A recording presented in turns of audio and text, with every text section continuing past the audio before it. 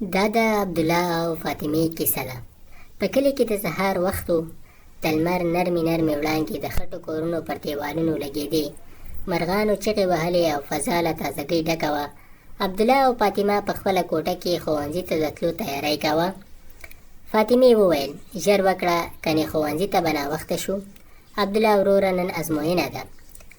ناڅاپه د مور غږ راغی عبدالله فاطمې ژر راشئ ناشته یخه کیږي. ښوونځي ته د تلو وخت شوی راشئ ناشته وکړئ. دواړه خور او ورور په مسکا له کوټې راووتل او په ادب یې وویل السلام علیکم مامي جان. مور په مینه ځواب ورکړ وعلیکم سلام زما بچیانو راشئ ناشته وکړئ. عبدالله او فاطمه له خپلې مور سره کېناستل او ناشته یې وکړه. مور په مینه ناکو سترګو هغوی ته کتل او دعا یې وکړه الله دې تاسو دواړه کامیاب کړي.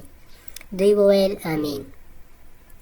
کله چې ناشته ختمه شوه دواړو د مور غېږ کې ونیول او ویې ویل الله حافظ امي جان موږ ښوونځي یا سکول ته ځو.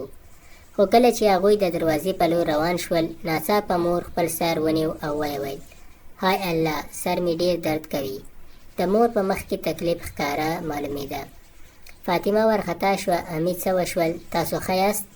عبدالله هم سمدستي مور ته ورغی او ویې ویل امي تاسو ښه یاست؟ مور په کمزوري مسکا وویل نه پوهېږم بچیه نن مې سر ډېر درد کوي. تاسو مه خفه کېږئ ښوونځي ته لاړ شئ زه به ښه شم.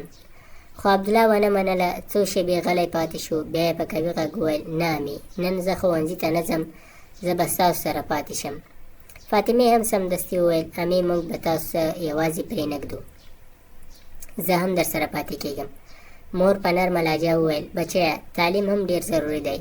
عبدالله په ادب ځواب ورکړ امي نن ستاسو خدمت تر هر څه زیات ضروري دی. الله ته د مور خدمت ډېر خوښ دی. د مور سترګې له اوښکو ډکې شوې. هغې وویل الله دې تاسو تل خوشحاله ساتي. هغې دواړه بچیان خپل سینې ته ونیول.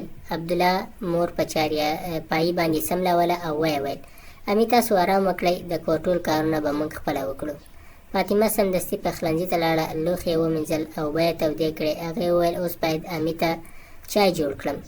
عبدالله کور پاک کړ پنکه یې سمه کړه او بیا د مور سر ته په نرمۍ سره د تیلو مالش شروع کړ. څه وخت وروسته د مور سترګې خلاصې کړې. عبدالله په مینه وویل امي اوس مو درد کم شوی که نه؟ د مور په مخ کې سکون ښکاره شوی و. هغې وویل زما بچیانو اوس مې درد ډېر کم شوی دی زه اوس ښه احساس کوم. الله دې تاسو خوشحاله ساتي. عبدالله په مسکا وویل امي تر هغه وخته چې تاسو بشپړه ښه شوي نه یې موږ به تاسو تر څنګ یو. مور دعا وکړه یا الله زما بچیان تل کامیاب کړي. تر غرمې پورې د مور طبیعت ښه شو. هغې په زړه کې دعا وکړه یا الله زما بچیان په دنیا او آخرت کې کامیاب کړي. ماښام پلار کور ته راغی او ویې ویل بچیانو نن ښوونځي ته نه یاست تللي. مور ټوله خبره ورته وکړه او ویې ویل نن زما بچیانو زما ډېر خدمت کړی دی. د پلار سترګې له فخره ډکې شوې. هغه د عبدالله او فاطمې پر سر لاس کېښود او ویې ویل کوم بچیان چې د خپلې مور خدمت کوي الله د هغوی لارې اسانه کوي. هماغه ورځ عبدالله او فاطمې یو ډېر لوی سبق زده کړ. د مور خدمت یوازې فرض نه دی بلکې د الله د رضا لپاره دی. کوم بچی چې د خپلې مور خیال ساتي الله د هغه په هر کار کې برکت اچوي. الله حافظ. که مو ویډیو خوښه شوي نو چینل در سره سبسکرایب کړئ او ویډیو هم لایک کړئ. مننه.